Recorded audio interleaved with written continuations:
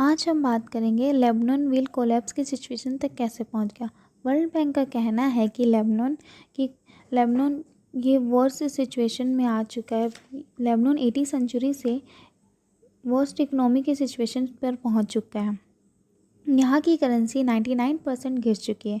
Lebanon में 77% लोग poverty life जीते हैं, जिसमें से 30% बच्चे रोज़ भूख के सो रहे हैं।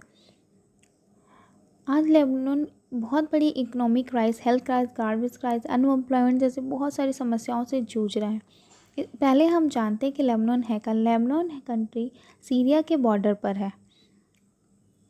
अब हम लेबनान के पॉलिटिक्स को समझते हैं। इसके लिए हमें लेबनान के रिलीजन को समझना पड़ेगा। लेबनान में 27% सिया मुस्लिम, 27% सुन्नी मुस्लिम और 21% मेरोनाइट क्रिश्चियन है, जो बाकी अदर कम्युनिटी और बाकी जो परसेंट है वो अदर कम्युनिटी के लोगों के हैं। जब 1943 में फ्रांस से यह देश आज़ाद हुआ था, तब यहाँ की गवर्नमेंट ने कहा था कि ये सभी धर्म को इक्वल रिप्रेजेंटेशन देंगे। इन्होंने कहा जो पीएम है वो सुन्नी मुस्लिम होगा, जो प्रेसिडेंट है वो मेरोनाइट क्रिश्चियन होगा और जो पार्लियामेंट स्पीकर है वो सिया मुस्लिम होगा। पर इसमें ये हुआ कि जो अपने अपने रिलीजन्स के लोगों को इन्होंने आगे बढ़ाना शुरू कर दिया, और ये सिर्फ अपने रिलीजन्स के लोगों को ही आगे बढ़ाते हैं और उनको ध्यान देने लगे, जिस वजह से यहाँ वर्ल्ड वॉर तक हो गया था। 1975 से 1990 तक यहाँ वर्ल्ड वॉर शुरू होने लगा, और जब वर्ल्ड वॉर शुरू हुआ तब इकोनॉमिक क्राइसिस और बहुत सारी समस्या आने उत्पन्न हो गई, जिससे कि क्या हुआ, जो अदर लोगों का इन्फ्लुएंस होने लगा। जैसे कि ईरान से सिया मुस्लिम को सपोर्ट मिलने लगा, सऊदी अरेबिया से सुन्नी मुस्लिम को, और मेरोनाइट क्रिश्चियन को भी अदर सपोर्ट मिलने लगे। और इस वजह से क्या हुआ, करप्शन और ज़्यादा तेज़ी से बढ़ने लगा। यहाँ अगर हम लेबनान की बात करें तो यहाँ 180 कंट्री में इसका करप्शन रेट 150 है, जो बहुत ही ज़्यादा है। यहाँ करप्शन रेट बहुत ज़्यादा हाई है।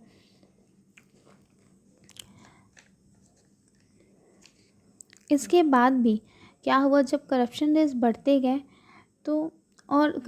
जब बढ़ते गया तो इकोनॉमिक सिचुएशन और ज़्यादा नीचे गिरती गई, और इन्होंने अदर कंट्री से बहुत ज़्यादा कर्ज ले लिया।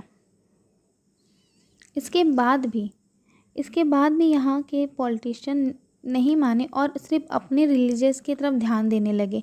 इन्होंने बाकी चीज़ों के ऊपर बिल्कुल भी ध्यान नहीं दिया, सिर्फ अपने रिलीजियस को आगे बढ़ाने पे लग गए।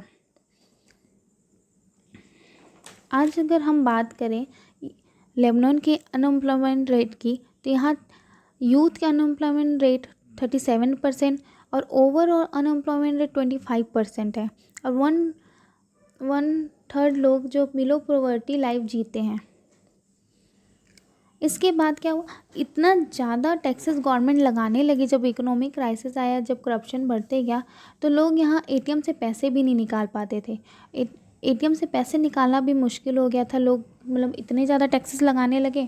उसके बाद क्या हुआ, उसके बाद इन्होंने इतना तो कम ही था। उसके बाद इन्होंने क्या किया, जब 70 अक्टूबर 2019 में व्हाट्सएप टैक्स तक पर इन्होंने टैक्स लगाना चालू कर दिया। इसके बाद अब यहाँ की जनता समझ गई, तो इन्होंने सारी जितने भी रिलीजन के लोग थे वो सब मिलकर आए और उन्होंने गवर्नमेंट के खिलाफ कदम उठा दिया।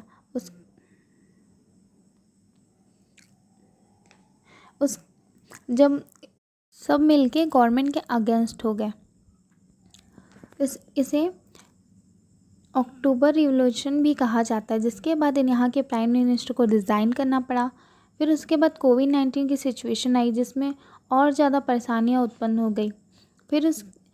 फिर कोविड-19 की सिचुएशन में बम ब्लास्ट हुआ, जिसके बाद यहाँ के प्राइम मिनिस्टर को फिर से रिज़ाइन करना पड़ा, क्योंकि यहाँ 3000 से ज़्यादा लोग बेघर हो गए थे। फिर इकोनॉमिक डाउन हो चुकी थी, जिससे उभर पाना बहुत ज़्यादा मुश्किल था। तब से ये देश फाइनेंशियल क्राइसिस के और मतलब फाइनेंशियल इकोनॉमिक क्राइसिस इनके में आ गया था। अब आप लोग बोलोगे कि यहाँ आर्मी नहीं है, तो मतलब कोलैप्स कैसे हो सकता है बाकी। तो यहाँ तक यहाँ की गवर्नमेंट ने ये किया है कि यहाँ की जो आर्मी है उन्हें भी सैलरी नहीं मिली है बहुत दिन से। तो वो क्या करती है कि जो यहाँ के अमीर लोग हैं उन लोगों को हेलीकॉप्टर राइड वगैरह करा देती है, जिससे उनका जो आर्मी की सैलरी है वो आ जाती है। यहाँ पे तो फाइनेंशियल क्राइसिस की इतनी स्थिति हो गई, जो बेसिक नीड की चीज़ें वो भी बहुत महंगे हो गए हैं, जो कोई जनरली लोग यहाँ की जनता अफोर्ड ही नहीं कर पा रही है। इसीलिए और जितने भी पॉलिटिशियंस हैं वो सब रिज़ाइन कर चुके हैं। तो अब लेबनान कोलैप्स होने की सिचुएशन पर बस पहुँच ही गया है। अब ये कब होगा ये तो अभी बता नहीं सकते, पर होना निश्चित है। मैं पिक्चर्स भी लगा दूँगी जिससे आप लोगों को अच्छे से समझ में आ जाए। और बाकी ये वीडियो कैसा लगा आप लोग ज़रूर बताइएगा।